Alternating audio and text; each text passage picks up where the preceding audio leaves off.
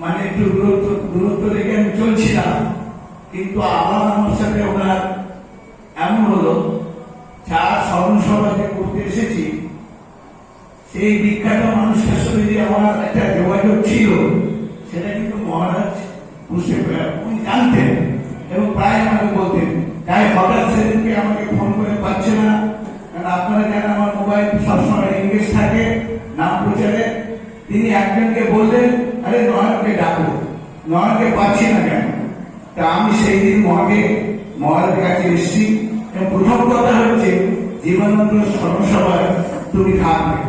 তার কারণটা কি, উনি একটা নিজের যে শক্তি আছে তাতে বুঝলেন যে নয়নকে ডাকা দরকার। তাই জন্য আমি ওনার চরণে আবার প্রণাম করে আমি আমার বক্তব্য করছি। জীবনানন্দের ব্যাপারটা তার স্মরণ করতে গেলে আমার একটু ব্যক্তিগত কথা বলতে হয়। এই মঠের যারা দিকপাল, রবীন্দ্র আছেন, ঋষি মাস্টারমশাই দেহ রেখেছেন, সাধকরা আছেন, জীবনানন্দরা দেহ রেখেছেন, এসব দিকপাল বলছি কেন, আমাদের পরিবার একটা দরিদ্র পরিবার। আমার মা এখানে আসতেন এবং জীবনানন্দরা সমেত এবং গৌতমরাও আছে এখানে। তখন গৌতমরা খুব ছোট ছিল, সে আমার মা চীনাওয়ালা মানত 2 টাকা দিয়ে। সেই চীনাওয়ালা তিনি এই 5টা দিকপালকে খাওয়াতেন, ওদের চীনাওয়ালা খেতে হবে। আর আমার মাকে সবাই মা বলে ডাকতো এবং যথেষ্ট তারা ভালোবাসত। মা এদেরকে শ্রদ্ধা করতেন। আমি যে আজকে এখানে দাঁড়িয়েছি এবং মহারাজের এত কাছের লোক হয়েছি, এই যে সম্মান আমরা হারিয়ে যেতাম, আমাদের জীবনযাত্রার মধ্যে আমরা হারিয়ে যেতাম, কিন্তু ঠাকুরের সান্নিধ্যে একমাত্র জীবনানন্দদা আমাকে টেনে নিয়ে ঠাকুরকে বললেন, এই নয়ন, একে তুমি দেখো। সেই ঠাকুরের কৃপাতে তার পয়সা দিয়ে লেখাপড়া শিখে চাকরি পেয়ে আজকে আমি এখানে এসেছি। এবং আজকে মহারাজ বলেন, আমি মাঝে মাঝে লজ্জা পাই, NNN নাম নায়ক নয়ন, এটা ঠিক আমি নিতে পারি না, কিন্তু মহারাজ বলেন। এই যে আমার সম্মান, এটা জীবনানন্দদার থেকে এসেছিল। জীবনানন্দদার প্রতি আমি নরম ভাব সবসময়, যাকে মহারাজ মাঝে মাঝে বলতেন, তুমি তো জীবনানন্দর বিরুদ্ধে কোন দিকে, আসলে তা না। যে মানুষটা স্বয়ং রামায়ণ দর্শন করিয়েছে আমাকে, সেই মানুষকে ভালোবেসে না করে আমি মহারাজকেও ভালোবাসি। মহারাজকেও বিভিন্ন ভাবে মহারাজের সাথে আছি, থাকবো, ছিলাম, এখনো থাকবো। আর একটা কথা, উনি যে 21,600 জব করতেন, আমরা দেখেছি উনি দাঁড়িয়ে দাঁড়িয়ে করতেন। আমি একদিন বললাম, তুমি তো বসে করো না। তখন বলছে, আরে বেটা, কর্মযোগীরা কখনো বসে সব করে, ওই 21,000 জব আমি এইভাবে করি। তখন আমি খুব খুশি হলাম যে সত্যি মানুষটা কর্মযোগী। নকশাল 70 দশকে এই নকশাল পিরিয়ডে এই মন্দিরের অস্তিত্ব থাকতো না। নকশালরা প্রায় গ্রাস করার জন্য এখানে সেন্টার নিয়েছিল, কিন্তু জীবনানন্দদা একক প্রচেষ্টায় তিনি কিন্তু এই মন্দিরটাকে রক্ষা করেছিলেন। তো জীবনানন্দদার কথা বলতে, এই যে ল্যাংটা কাকা, আগে বিঠলজি এবং পড়াশোনার মুখের কামাল ঘোষণা, এরা যখন ছোট ছিল উনি মশারি টাঙিয়ে দিতেন, এতে শহরাঞ্চল সব ব্যবস্থা করতেন। আর পড়াশোনার মুখের কথা, উনি তো ছোট কাপড় পরতেন, তাছাড়া ওনার সাথে ইয়ার্কি করতেন, তেলে ঘাটে কাপড় খুলে দিতেন। এই যার জন্য এইভাবে একটা টাকা মানে ওরা মানে ওই পরিবার থেকে বলতো আর কি, এটা পড়াশোনার মুখের কথা। যাই হোক, এই জীবনানন্দদার স্মরণসভা কদিন আগে আমি কামনা, মহারাজের প্রিয় জায়গা, মহারাজের নামে মঠটা আছে এবং ওরা যথেষ্ট শ্রদ্ধা করে। এবার ওখানে চাতুর্মাস হয়েছিল, আমি যথেষ্ট ওতপ্রোত ভাবে ওদের সাহায্য করেছিলাম। শেষ দিনে সাধুরা আমরা সবাই মিলে ওখানে যেদিন 18 তারিখে যে আমাদের বারদিতে যে স্মরণসভা হলো, সেদিনকে আমরা ওখানে স্মরণসভা করেছিলাম। তার আগে মহারাজ বলে, তুমি রোববারে থাকবে, কিন্তু আমি অবশ্যই থাকবো, এটা স্বীকার করে দিয়ে আমি ওখানে গেছিলাম। ওরা স্মরণসভা দুর্দান্ত ভাবে করেছে। একটা কথা, আমি অনেক কথা বলেছি, তার মধ্যে একটা কথা বলেছি, ঠাকুরের যদি কর্মযোগী, ঠাকুরের যদি রূপকার থাকে, তো সে হচ্ছে জীবনানন্দদা। এটা বলতে দ্বিধানি, মহারাজ নিজেও বলছেন সবাইকে, সারা ভারতবর্ষে উনি মঠ মন্দির তৈরি করে ঠাকুরটাকে এত বিশ্বাস করতেন যে তার হাতে টাকা দিলে বলতো তুই যা এটা কর ওটা কর, উনি কিন্তু নিষ্ঠ হবে সে কাজটা করতে। যাই হোক, ওনার সম্বন্ধে আমি আর কি বলবো, যখন উনি দেহ রাখবেন তার আগের দিন ওনার যে ভিক্ষা মা শঙ্করী মা বাঁকুড়ায় থাকে, উনি আমাকে ফোন করে কাঁদতে কাঁদতে বলেন, বাবা তুমি তো অনেক জায়গায় যাও, তুমি জীবনানন্দ বাবাকে একটু দেখে আসো, পড়ে গেছে। আমি বললাম মাগো আচ্ছা আমি যাবো বলে, পরের দিন আমি ওই রাত্রে খবর নিলাম, বললাম হ্যাঁ খুব অসুস্থ, আমি এই বাবু সবাই যাই খবর নিলাম। তখন বললো হ্যাঁ ঠিক আছে, আমি কালকে সকালবেলা আমি যাচ্ছি, আমার মানে লোক নিয়ে আমরা যাবো। কিন্তু ভোরবেলা আমার কাছে ফোন গেল জীবানন্দদা দেহ রেখেছে, অতএব শেষ দেখা আমার হলো না।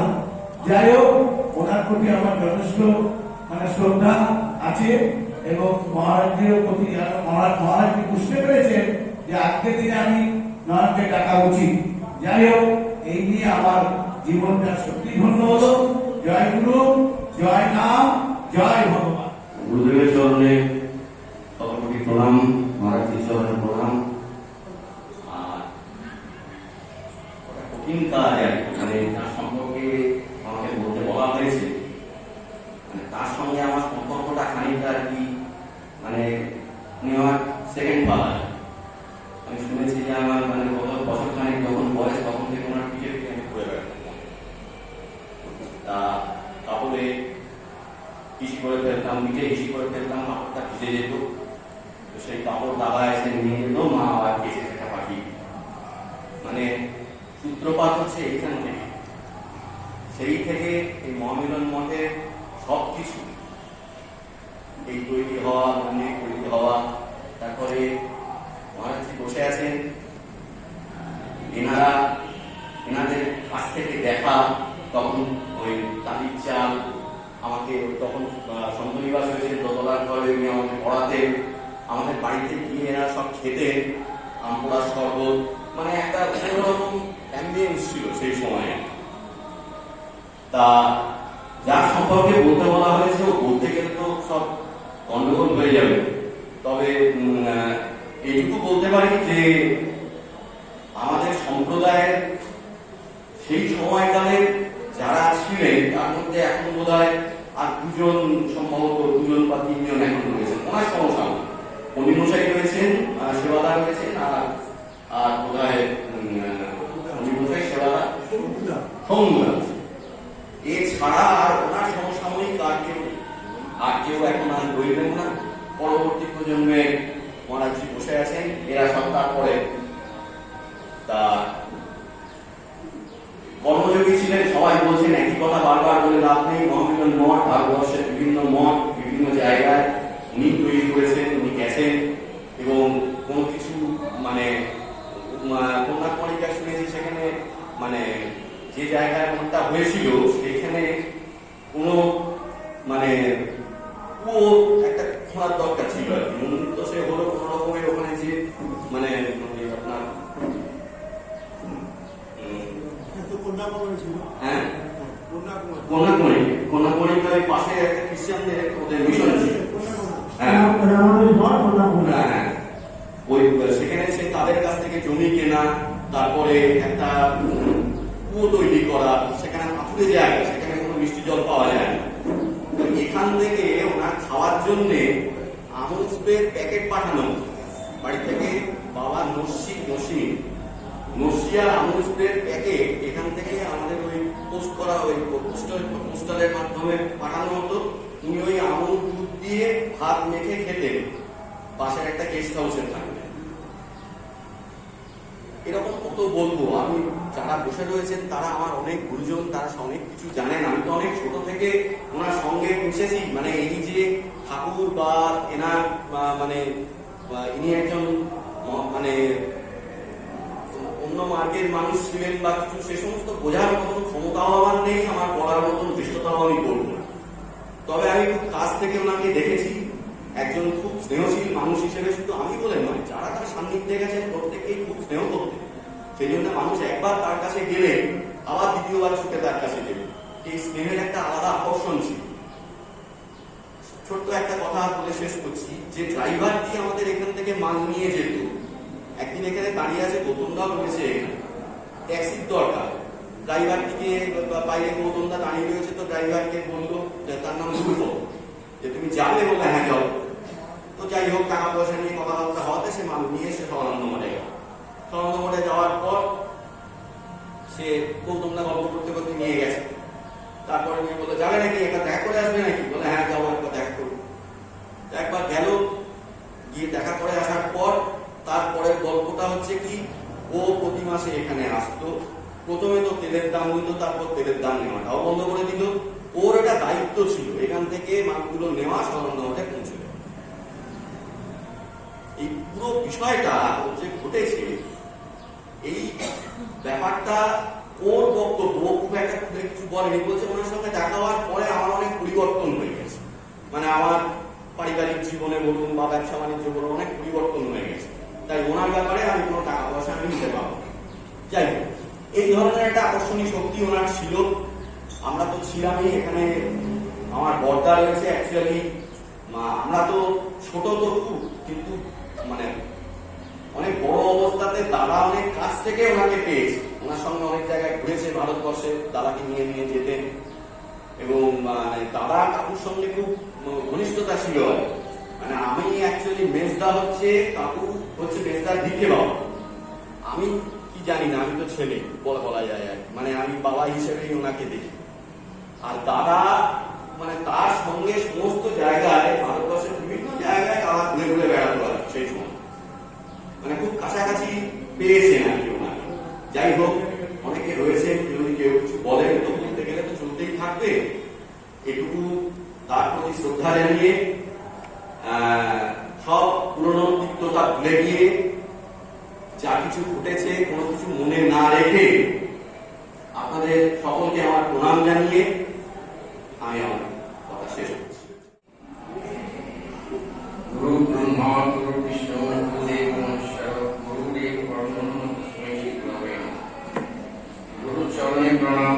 উপস্থিত মহারাজ এবং অন্যান্য গুরুজনদের চরণে প্রণাম জানিয়ে আমি দুটো কথা বলতে চাই। যার সম্বন্ধে বলবো, কি বলবো তার কাছে সম্বন্ধে কিছু বলতে গেলে বাংলায় আমার মানে খুব ভেঙে যাচ্ছে। তাকে আমার বাবার সাথে হারিয়েছি আজ 27 বছর আগে। তারপরে পরবর্তীকালে তিনি আমার পিতৃতুল্য ছিলেন। আমার বাবা এবং মায়ের পরে যদি আমাদের কেউ মানে গার্জিয়ান হিসেবে থাকে তো তিনি ছিলেন। আমার সঙ্গে তার ঘনিষ্ঠতা ছিল মানে অন্য একটা জায়গায়। সেখানে তিনি আমাকে বলতেন আমি ওনার ধর্ম ছেলে, আমার মেজ ভাই ওনার ভিক্ষে ছেলে, আর বাপ্পাকে বলতেন আমার কুলের ছেলে। বাইরের লোকের কাছে আমাদের 3 ভাই তিনি এইটাই পরিচয় দিতেন। তো আজ পর্যন্ত কখনো ওনাকে আমি চোখের জল ফেলতে দেখিনি। একবারই দেখেছিলাম যখন আমার বাবা মারা গেছে। বাবা মারা যাওয়ার সময় ওনাকে তখন তো একটা ফোনের সুযোগ ছিল না, খবর দিতে পারি। গৌতমদাকে বলেছিলাম যে গৌতমদা একটা খবর দেওয়া যাবে না, বলতে দেখো এত তাড়াতাড়ি যাওয়া যাবে। তখন গাড়ি ঘোড়ার অবস্থাও ভালো ছিল না। তো যাই হোক, পরের দিনে গিয়ে যখন ওনাকে আমি সেই কাছে নিয়ে যখন গিয়ে সংবাদটা দিলাম যে কাকু বাবা চলে গেছেন, আমরা কাকু বলতাম ছোটতে। তো উনি তখন আমার মনে আছে মাটিতে বসে খাটের উপরে এরকম করে হাতটা দিয়ে চাপড় মারছেন আর চোখ দিয়ে ঝরঝর করে জল পড়ছে। বলছে আমাকে একটা খবর দিলি না তোরা, কালকে একবার আসতে পারলি না, একটা শেষ দেখা দেখতে পেলাম না। তো আমার বাবার সঙ্গে ওনার এই লেভেলেরই ছিল, মানে ঘনিষ্ঠতা ছিল। যাই হোক, কাজের ব্যাপারে আমি আর আসছি না। আপনারা সবাই জানেন যে তিনি কত বড় কর্মযোগী ছিলেন। আমাকে নিজে উনি কন্যাকুমারিকা নিয়ে গেছিলেন, সেখানে কিভাবে মানে ডিনামাইট চার্জ করে পাথর ফাটিয়ে সেখানে পুরো তৈরি করেছেন, আমাকে নিজের হাতে দেখিয়েছেন নিজের চোখে। ওনার সঙ্গে বহু জায়গায় গেছি। আজ ঠাকুরের দীক্ষাও হয়েছে আমার ওনার জন্য। ভুবনেশ্বরে উনি আমাকে নিয়ে গেলেন, ঠাকুর তখন পরিচয় করালেন, ঠাকুর তখন আমাকে নিজে থেকে নাম মন্ত্রে দীক্ষা দিলেন। তারপরে এখানে মহামিলন মঠে কৃষ্ণবন্ধু এবং নন্দ চৈতন্য। আমার ছোট ভাইয়ের ক্ষেত্রেও একটা কথা, যে বাপ্পার ক্ষেত্রে ওনার জন্যই এটা হয়েছে। আজ পর্যন্ত ওই একমাত্র ছেলে যার শ্যামসুন্দরের মন্দিরের ভেতরে ঠাকুর কোলে করে নিয়ে বসে দীক্ষা দিচ্ছে। আর দ্বিতীয় পর্যন্ত লোক কেউ আজ পর্যন্ত সেই দীক্ষা ভেতরে হয়নি। এবং তখনই উনি বলেছিলেন যে আজ থেকে এর নাম হচ্ছে জীবানন্দ। তখন ওনার ব্রাহ্মী দীক্ষা হয়ে যায়, নাম ফার্স্টে ওম প্রকাশ হয়। তো তখন ঠাকুর বললেন যে জীবানন্দ তো মরে গেছে, এখন আজ থেকে এর নাম হলো জীবানন্দ, আর তুই হবি ওম প্রকাশ। সেই থেকে ওর নাম জীবানন্দ বলি। মানে আমার ছোট ভাইয়ের নাম আর আসল নাম হচ্ছে জীবানন্দ। যাই হোক, এইভাবে এইরকম বহু স্মৃতি, বহু সুখ স্মৃতি, বহু ওনার সঙ্গে জড়িয়ে আছে। যাই হোক, আর বেশি সময় নেব না, এটুকুই জানাই যে ওনার মতো কর্মগীত খুব কম আসে ঠাকুরের মানে সঙ্গে। যে ভগবান যখন আসেন তার সঙ্গে তার যে পার্শ্বদরা আসে, উনি ছিলেন শেষ পার্শ্বদ আমার মতে, যে সেই পার্শ্বদ চলে গেছে। যাই হোক, এইটুকু বলেই আমার বক্তব্য শেষ করছি। আপনাদের সকলের চরণে প্রণাম, চরণে প্রণাম। জয় গুরু। জয় গুরু। জয় গুরু।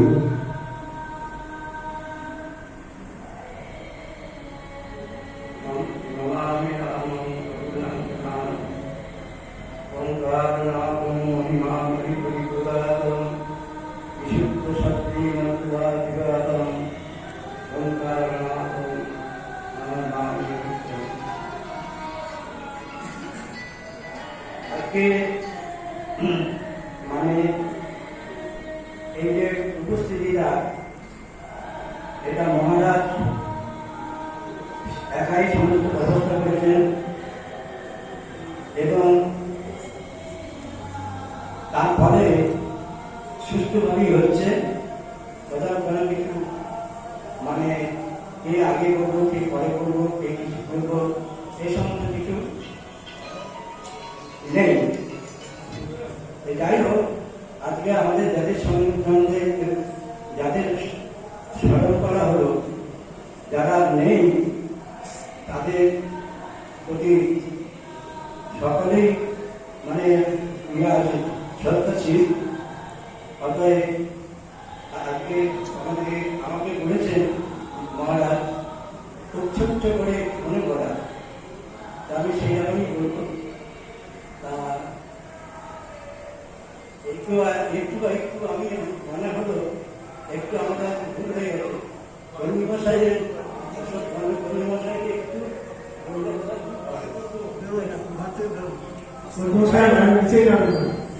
কারণ অনেক ব্যাপারে মানে আমাদের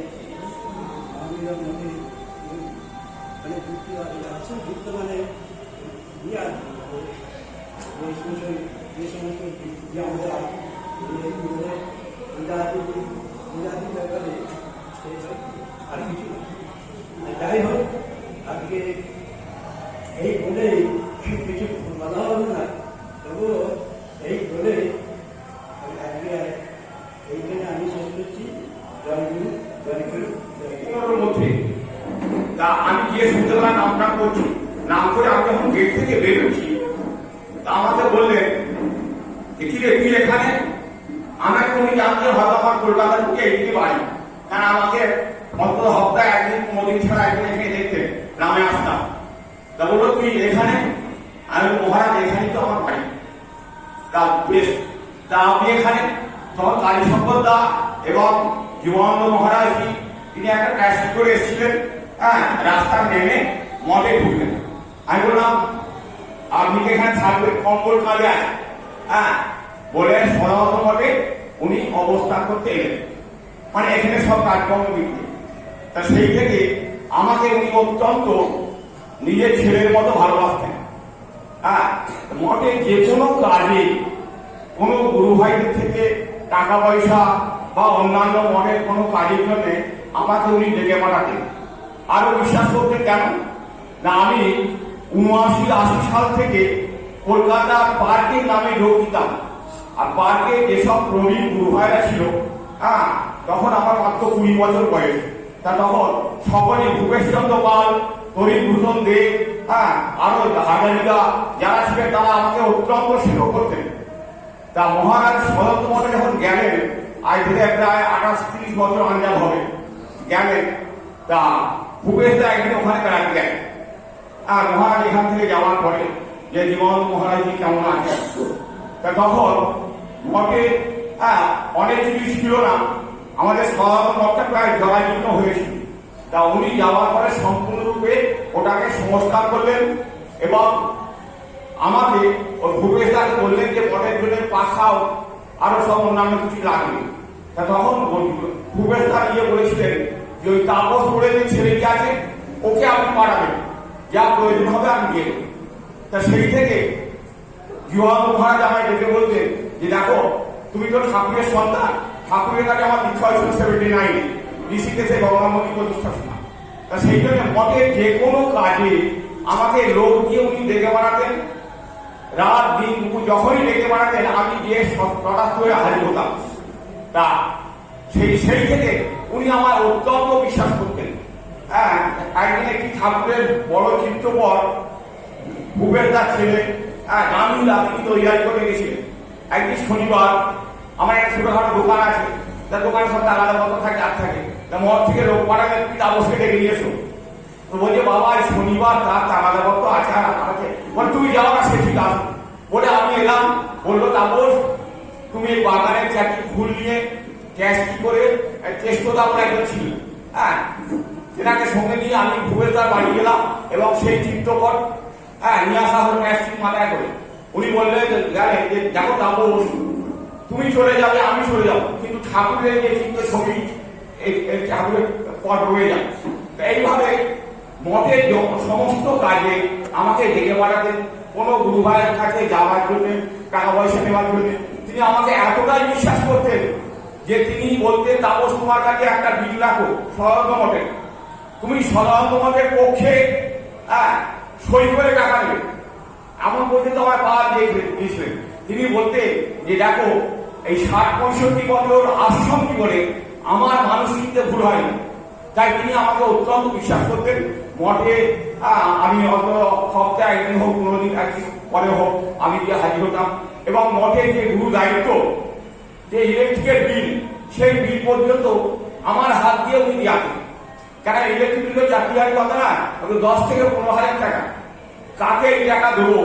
আর এখানে আমার অনেক অপরিচিত হবে, কে বলবে টাকা হারিয়ে গেছে, কে বলবে পড়ে গেছে। সেই জন্য ইলেকট্রিক বিল এলে আমাকে উনি ফোন করে ডাকতেন। তো এই যেদিনে দেহ রাখবেন তার কথা বলতে বলতে অনেক টাইম লেগে যাবে, তবু শর্টে যেটা আমার বলছি যে যেদিনে দেহ রাখবেন সোমবার দিন, মঙ্গলবার দিন ভোরে দেহ রেখেছে, সোমবার দিন বিকাল 5টার সময় দুপুরবেলা আমার ফোন করেছেন বড়মা যে তাপস চলে এসো ইলেকট্রিক বিল দিতে হবে। তা আমি গিয়েছি, যাওয়ার পরে বড়মা আমার টাকা দিয়েছে, ইলেকট্রিক বিলটা নিয়েছি।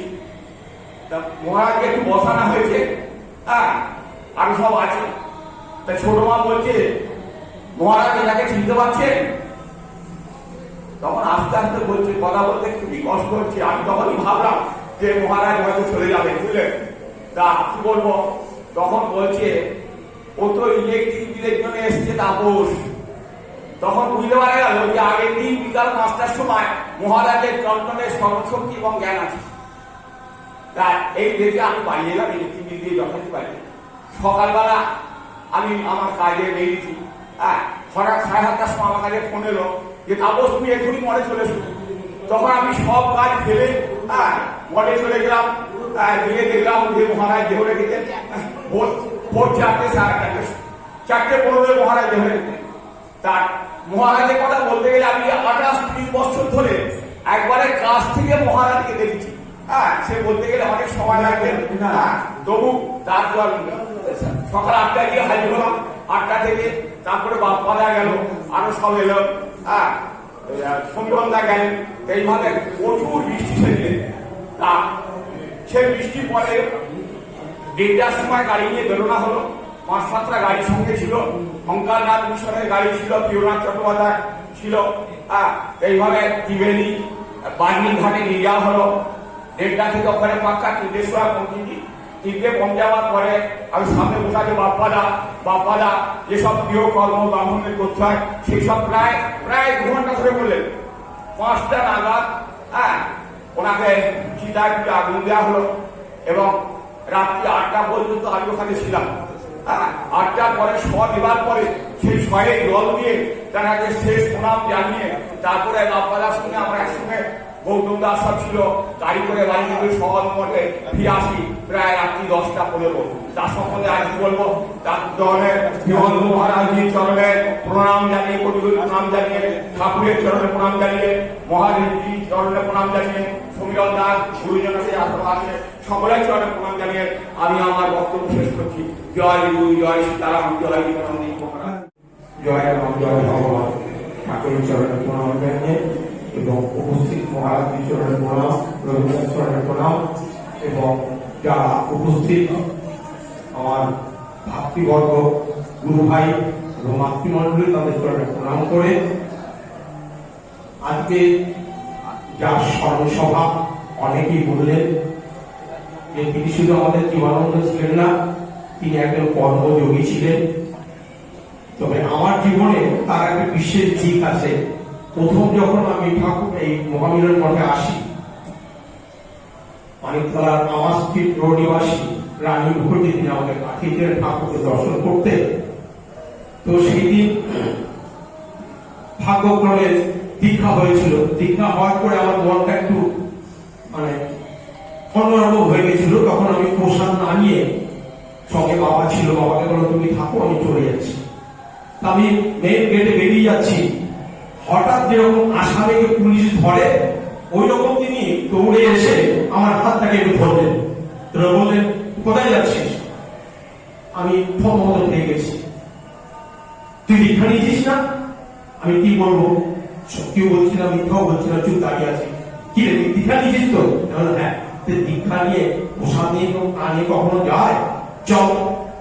একদম মেন গেট থেকে আমাকে হিড় করে টেনে নিয়ে এসে এই আম গাছপালার ওপরে, তখন ওখানে বিল্ডিং হয়নি, তখন গোয়াল ঘর ছিল এবং আমাদের যে গাড়ি ছাড়া নিমাইরা নিয়ে থাকতেন। তো ওখানে নিয়ে গিয়ে আমাকে বসালো, বসিয়ে নিজে হাতে পাতা দিলেন, পাতা দিয়ে একজনকে বলে নিয়ে আমাকে প্রসাদ দেন। তারপরে উনি ওখান থেকে গেলেন। এই একটা দিক। এবং সত্যি সত্যি যেন কর্মযোগী, সব কথা বলা হয়ে গেছে অনেকটাই, তবু একটা দিনের ঘটনা না বললেই নয়। একদিন রাত্রিবেলায় খুব বৃষ্টি, প্রচন্ড বৃষ্টি। সেই বৃষ্টিতে আমাদের এখানে জল জমে গেছে। তখন হঠাৎ দেখি, তখন সন্ধ্যে 7টা বাজে, হঠাৎ ছাতা নিয়ে দেখি জীবনানন্দ আসছে। বলে এমন চিৎকার করে মোহনকে ডাকে, এই মোহন, দেখতে পাচ্ছিস না এখানে জল জমে গেছে, ভেতরে রেডি হয়। বলে তাকে জোরে ডেকে নিয়ে গেলেন। আর তিনি একটা বড় টর্চ লাইট নিয়ে এসে ম্যানার হন। তিনি সত্যি কর্মযোগী এবং শ্রীগুরুর অপর বিগ্রহ যে ঠাকুরের আশ্রমগুলো, তা তিনি নিজে কেউ কিন্তু বেরোয়নি। আশ্রমে এখনো ছিলেন, কিন্তু তিনি বেরিয়েছেন। কেন কি?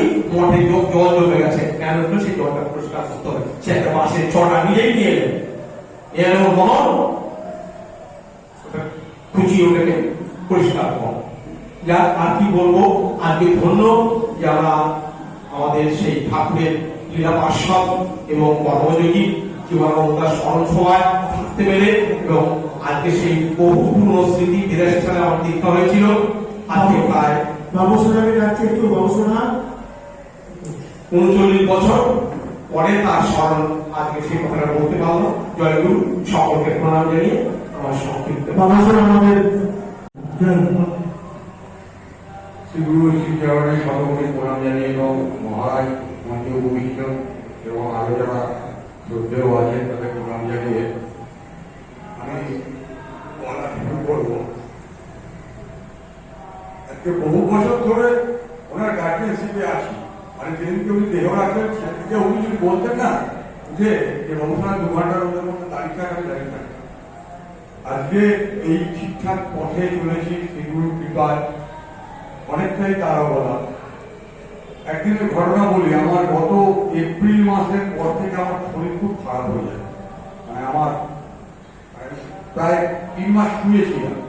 একদিন রাত্রে ঘুম হতো না, একদিন তখন করা বাজে 3:30 বাজে, মনে হচ্ছে প্রাণবায়ু বেরিয়ে যাবে, খুব শরীর খারাপ। আমি জব করতে শুরু করলাম এবং ঠাকুরকে বললাম যে আমার যেন জবটা চালু থাকে। সকাল 6টায়, কোনোদিন এরকম হয়নি, হঠাৎ দেখছি আমার ফোনে ওনার নামটা ভেসে উঠলো। দেখি ওনার ফোন। আমি 1 মিনিট শরীরটার জন্য ধরতে পারিনি, 1 মিনিট পরে ধরলাম। আর বলছে কি রে বংশনা কিরম আছি? আমি বললাম আমার প্রাণবায়ু বেরিয়ে যাবে। বলো ওই জন্য তো তোকে ফোন করলাম, চিন্তা করিস না, ঠাকুরের বুকে রাখিস করা। শোন, তোর কোন আর চিন্তা নেই, তোর শরীর ঠিক হয়ে যাবে। বিশ্বাস করবেন না, সিঁদুর মূর্তির সামনে আমি বলছি 5 থেকে 10 মিনিট আমার শরীর ঠিক হয়ে যাবে। এছাড়া আজকের দিনে এই যে কিভাবে মঠে নিঃস্বার্থ কাজ করতে হবে, এই যে উৎসবের সময় কিভাবে পরিবেশনকারী ঠাকুরের বর্ণাশ্রম নিয়ম অনুযায়ী মেনে জোগাড় করে কিভাবে চলতে হবে, এবং বললে বিশ্বাস করবেন না আমি কে এমন ব্যক্তি, আমি বিভিন্ন জায়গায় ফোন করলে এখানে অনেক পরিবেশনকারী আছে আমাদের সম্প্রদায়ে, ডানকুনি বাল্টিকুনি থেকে, তারা সব উৎসবের সময় একবার ফোন করি, তাদের না দিই কোনো গাড়ি ভাড়া, না দিই ধুতি, তারা এমনি চলে আসে। বললে আজকেও তারা এসেছে। এই পুরো ট্রেনিংটা আমি পেয়েছি ওনার থেকে। ওনার সম্বন্ধে আর কি বলবো, উনি যেখানেই থাকুন ভালো থাকুন। উনি আমাদের এসব চিন্তা ভাবনার অনেক ঊর্ধ্বের মানুষ। আর সব থেকে বড় কথা, ওনার হচ্ছে এই যে বিভিন্ন আমাদের আচার আচরণ যে কঠোর ব্যাপার, উনি লোকের সঙ্গে তার মেলামেশা করে, তার মনোভাব বুঝে, তার অসুবিধা বুঝে উনি এত সরলীকরণ করে দিতেন না ব্যাপারগুলো, হ্যাঁ, যে মানে বলা হয়। যাই হোক, আমি আজকে ওনাকে আমার সশস্ত্র প্রণাম নিবেদন করে, মন্ত্রী ভূমিষ্ঠ মহারাজ এবং সবাইকে প্রণাম নিবেদন করে আমি আমার বক্তব্য শেষ। সভা শুরু করতে হচ্ছিল বা শেষও করতে হবে আমাকে, কারণ আর তোকে বলার মতো আজকে দেখতে পাচ্ছি না। তবে অনেকের ভিতরে অনেক কথা জমা আছে, এটা ঠিক।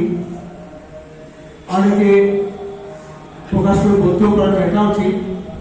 কিন্তু এমনও সুযোগ আছে, যদি কিছু না কিছু সব বাড়িতে লিখেও রাখেন। আমাদের সবিয়াল ভাই সার্থক সম্পাদক রয়েছেন, তিনি সেগুলো এডিট করে পঞ্চায়েতে দিতে পারবেন। সুতরাং আমাদের এখন সময় যথেষ্ট আছে। আমি কোনখান থেকে শুরু করবো আর কোনখান থেকে শেষ করবো, তখন কলকাতা বিশ্ববিদ্যালয়ের বিজ্ঞানী যে পড়ছি, তখন আপনার কিছুই বলে থাকি।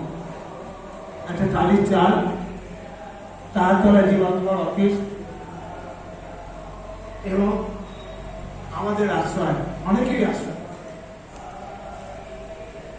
আমি বাবার ভাই পড়াশোনা কোন গাড়ি ছিল, কাছে ছিল। আমরা যখন ফিরে আসতাম, এসে ওর কাছে বসতাম এবং নানান বিষয়ে আলোচনা করে প্রাণের কথা বলে অনেকটা শান্ত হতাম। তো এইভাবে দিন এগিয়ে চললো, পড়াশোনা শেষ হলো। পরবর্তীকালে 73 তার উপর অল ইন্ডিয়া ট্রাস্টি বললেন, ট্রাস্টি বলে কৃপা করে দিন এই ট্রাস্টে লিখেছিলেন, মাতা ছিলেন সর্বাধীশ মহিমানন্দজি, তার নাম বন্দ্যোপাধ্যায়। আমরা সেই সময় এই 3 জনকে কি বলবো, ইংরেজিতে বলে ট্রিনিটি, 3 মূর্তি ছিলেন। ইংরেজি ভাষার সুন্দর কথা হচ্ছে ট্রিনিটি। এই যে ট্রিনিটি বলা যায়, 3 মূর্তি ছিলেন। মাতার ছিলেন কিঙ্কর মহিমানন্দজি, আশ্রম ইনচার্জ নয়, ছিলেন সর্বাধীশ। আশ্রম ইনচার্জ ছিলেন আমাদের দিবঙ্গ কাকা, আর নামের সাথে ছিলেন রসদা। অনেক সময় টাকা পয়সায় যোগান দেওয়া, নামের সাথে দ্বারা শুনে বুঝতে পারছেন মারারি, কিন্তু এইখানটার জন্য বহু কাজ করেছেন। এই বিল্ডিংটা তৈরি করতে আমার অনেক অবদান আছে, আর এখানকার রন্ধে রন্ধে এটি একটি অবদান আছে দিবঙ্গ বাবা, কোনো সন্দেহ। যাই হোক, আমরা তার কাছে এসে বসতাম এবং তার ত্যাগ বৈরাগ্য দেখে, বিষয়ের প্রতি তার অনীহা, কোন টাকা পয়সা তো ছুটে নেওয়ার কথা আগে বলছেন সুবিধা ভাই, সত্য কথাই আজকে কত ওখানে দিয়ে দাও, অফিসে দিয়ে দাও, সব করে দিতেন। কিন্তু মানুষকে আদর করতেন। ওর একটা বৈশিষ্ট্য ছিল, যেটা আমি লেখা তো লিখেছি, যে পায়ের রুক্ষ ছিল। এমন কতগুলো ফল আছে যার পায়েরটা রুক্ষ, ভেতরে মধু। তো বাইরেরও ব্যবহার থেকে বুঝে যেত, অনেক সময় গালাগালি দিয়ে দিত। কিন্তু কিছুক্ষণ পরে বিশেষ দেখা যেত তার ভেতরে প্রেমের প্রশ্ন এত ভালোবাসা আছে যে সবাই মিলে তা ভাগ করে নিয়ে চলে যেত। সকলের প্রতি ওর একটা আলাদা স্নেহের দৃষ্টি ছিল, যারা তার কাছে যেত। তা আমি যখন অনেক ট্রাস্টি হলাম, কাকা কাকা বলার সঙ্গে সঙ্গে একটা বলা উচিত ল্যাব থাকা। তাই প্রবল বৈরাগ্য দেখে আমি আমার ভাই পরাশরজি গোপালজি তাকে ল্যাবটা কাকা বলে ডাকতাম। আমার বই তো তার ল্যাবটা কাকা উল্লেখ আছে, কারণ তার তীব্র বৈরাগ্য এবং কাপড়ের ঠিক থাকতো, কখন কাপড় করতে কখন ছাড়তে মুশকিল, কিন্তু তার মধ্যে কোনো অশালীনতা ছিল না, ছিল তীব্র বৈরাগ্য। গায়ে কিছু দিতেন না, খালি গায়ে কেটে দিলেন, বহু দূর যাতে জানে পাপা ভাই গামি ভাই সব জানে। গায়ে কিছু নেই বলে তারা কিছু নাও গায়ে বলে আরে তো দাও বাচ্চাটা দাও, বড়দের একটা গামছা। ওইদিকে এক বড় সাধু দেখেছিলাম ওকাশের দিকে ডাকতেই বসে থাকতো, তবে যখন বাইরে হাটে বেরোতে একটা গামছা পরে দিতে। আমাদের ল্যাপটপ কাপড় ঠিক সেরকমই ছিল, বাইরে বেরোবার সময় একটু ভদ্রতা থাকার চেষ্টা করতো, আর ভেতরে ছিল তীব্র বৈরাগ্য। যখন সম্পদের ট্রান্সলেশন আলোচনা হতো, আমি তো কাকা আমরা এসব বুঝি না, কি করতে হবে তুমি আমাকে বলো। তুমি পুরনো লোক, তুমি কাছের লোক, আগে বললাম মহামানন্দজি তারকা ছিলেন, কি মানুষ ভালোবাসতেন, কিন্তু সেই বাইরের প্রকাশও তেমন ছিল না, আমার টেস্ট পাত্র মানুষ রামের সঙ্গে তো কথাই নেই, কিন্তু এর কাছে আমি যেতাম, আমার অনেক কিছু দরকার মধ্যে, এবং প্রাণের কথা বলতাম এবং কি কল্পনা করবো তার কাছে উপদেশ নিতাম। এইভাবে বহুকাল কেটে গেল। পরবর্তীকালে তিনি এই জায়গায় ছিল ওখানে গেলেন, কিন্তু ঠাকুর ইচ্ছে করবো, তার একান্ত বসার ইচ্ছে ছিল, ঠাকুর সেটাকে ফোন করলেন,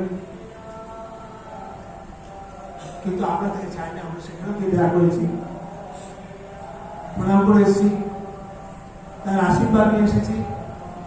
এমনই তার গভীর ভালোবাসা, তখনই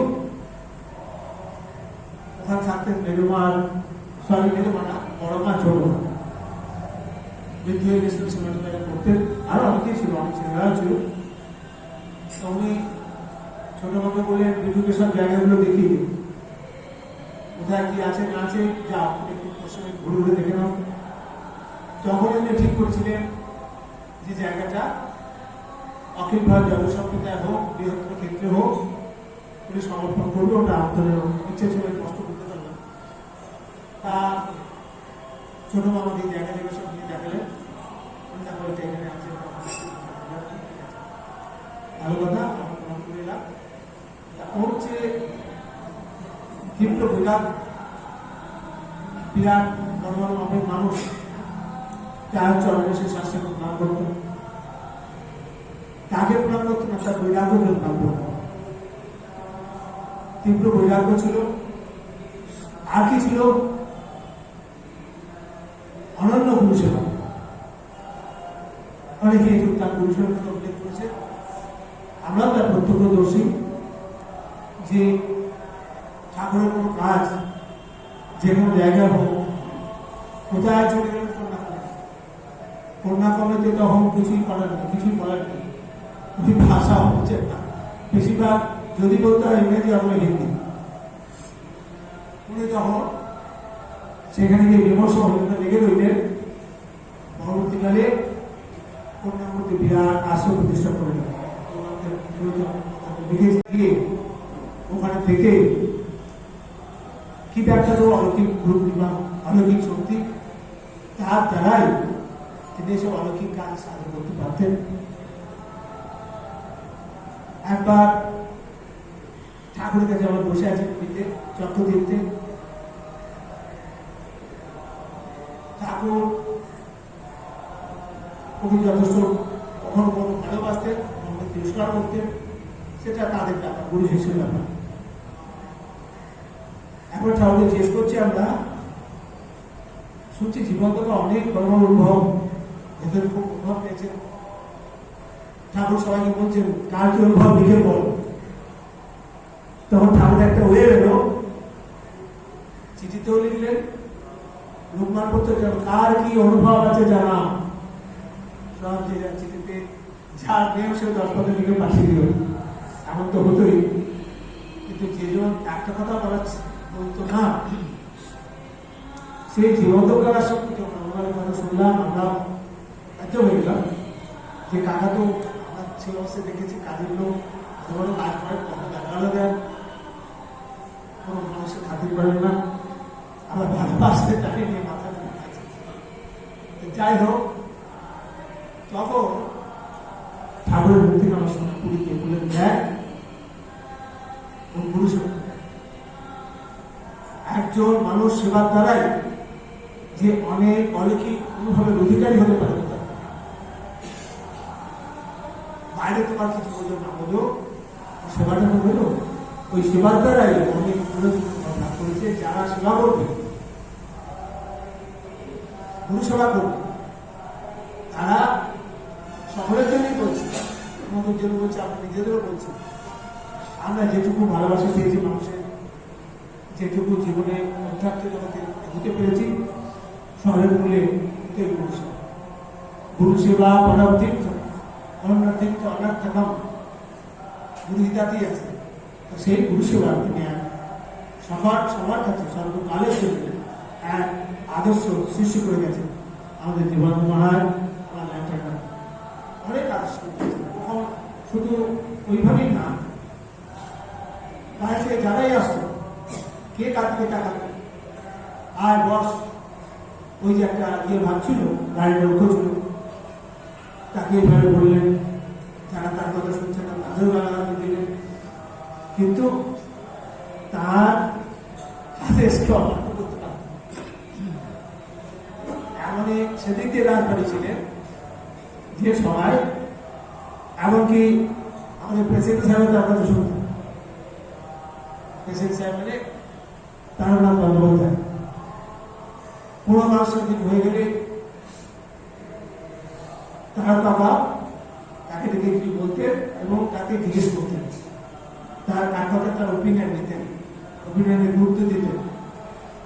আমাদের কাছে তাই আমি বলেছি যে দাদা আমি সব বুঝছি না, তুমি কি বলছো বলো, এই ব্যাপারে আমি কি করবো তুমি বলো। যখন যাও শুরু করছো, বাবা তুমি তো বলেছিলে তুমি তো এগিয়ে হবে, তুমি আসছি, আমি কিছু করবো না। কিন্তু ভালোবেসে বললে, সন্ধ্যার সাথে তাকে অ্যাপ্রোচ করলে আমাদের রাস্তা বলে দেবেন। আমাকে আমার ভাই ছোট ভাই তোমার যে একান্ত পেয়েছিল, ওর ছেলেকেও করে নিয়ে পড়তেন, প্রিয়নাথকে। প্রিয়নাথ শেষ পেয়েছে, এখনো স্মরণ করে, তাই গিয়েছিল, গিয়েও ছিল এবং কামেও করেছিল। এছাড়া এখনো ওর কথা আমাকে বলে, কারণ সেই ভালোবাসা অপেক্ষা ভালোবাসা, কিছু পাইয়ে দেওয়ার জন্য ভালোবাসা না, কিছু পাওয়ার জন্য ভালোবাসা। জয় গুরু। আমাদের প্রায় সময় শেষ, এবার ঠাকুরের যা নিয়ম আমরা একটু নাম দিয়ে সব সবাই